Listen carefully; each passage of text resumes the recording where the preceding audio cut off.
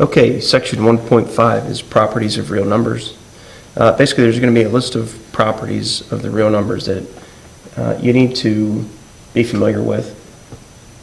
Beyond chapter 1.5, I'm not entirely concerned that you can recall the property if you see a problem.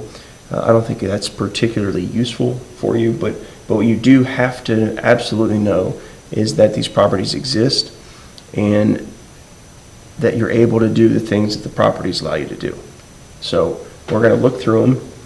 Most of them are pretty common sense, but I'd like you, at least for this section, to be able to put a name to the property.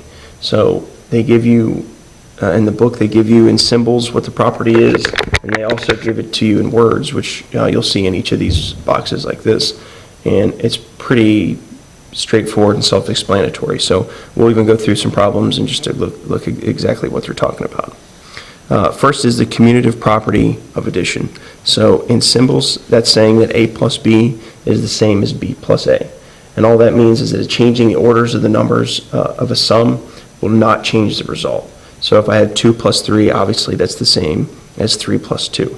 And that's all that's saying. The next one is the commutative property of multiplication, which is up here. And again, exactly the same as the addition, but now we're replacing that with a multiplication sign. So A times B is the same as B times A. So changing the order of numbers in a product will not change its result. And again, that's pretty obvious. 2 times 3 is going to be the same as 3 times 2. As we move down the page, we have associative property of addition. And in symbols, this one is A plus the quantity B plus C equals the quantity A plus B plus C. So changing the grouping of the numbers in a sum will not change the result. And associative property of multiplication is same thing. A times quantity B times C equals the quantity A times B times C. So again, with associative property, we're just changing the groupings of numbers. So just think of it as, which numbers are associating with each other. So if we change those associations, we don't change the end result.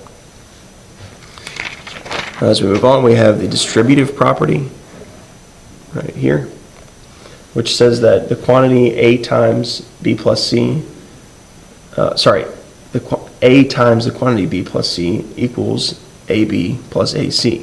And that's just saying that the multiplication distributes over addition. So again, this is from a while ago, but just remember that if you have this quantity B plus C and you're multiplying it by a real number A, you've got to distribute that A to both the B and the C. Okay? And we'll get into that later when we talk about multiplying binomials and trinomials and things like that. We've got to continue that distribution throughout each part of the addition. Next, we have the additive identity property, and that property says that there exists a unique number 0 such that A plus 0 equals A and 0 plus A equals A. So the additive identity property is simply that if I add 0 to a number, it doesn't change that number. Okay, so 5 plus 0 is 5, 0 plus 5 is 5.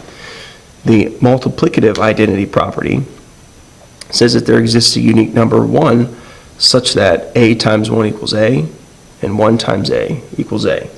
So for the identity properties, both additive and multiplicative, just remember that you have to either add or multiply something to those numbers so that they stay the same. So the identity properties mean they have to stay the same. So if we're adding, we obviously have to add 0 to make sure that it stays the same. If we're multiplying, we're obviously going to want to multiply by 1 to make sure that it stays the same. Now, those are different from the inverse properties in that the additive inverse property says that for each real number A, there exists a unique number negative A such that A plus negative A equals 0. So for the inverse property of addition, we want to get to 0. So that means that if we have A, we have to add negative A to that. And the multiplicative inverse says that for every real number A except 0, there exists a unique real number 1 over a, such that a times 1 over a equals 1. And basically it's just saying that if you take a number and its reciprocal, you multiply them together, you get 1.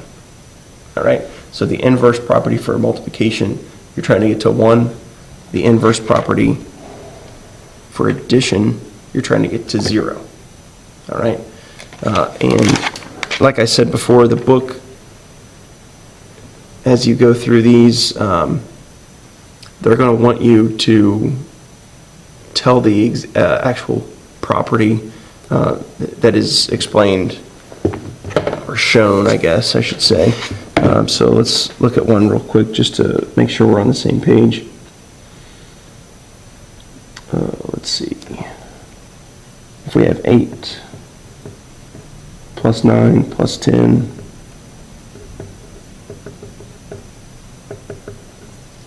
so we have 8 plus 9 grouped, and then plus 10 equals 8 plus 10, grouped plus 9. So it's going to ask you to state the properties that justify the following. So the reason that we know that that is true is because of 2 different properties. So when we look at this, not only are we switching the groupings, right? Because here 8 is grouped with 9. Here 8 is grouped with 10. So remember, if we're switching the groupings, we're changing which numbers associate with each other. We know that we're using the associative property. And not only that, but we're also changing the order of which those numbers appear.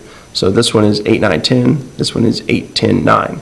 So in this one, we've taken the 9 and 10 and we've switched them, which we can do because of the commutative property.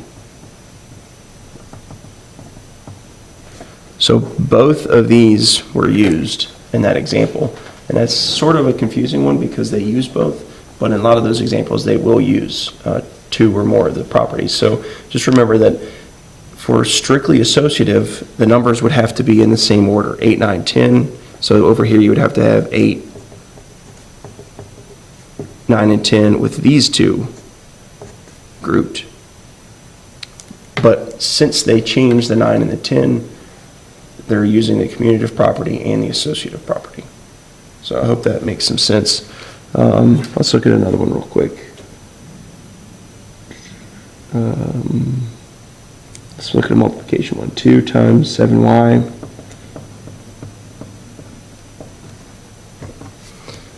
So we have 2 times quantity 7y equals 7 times 2.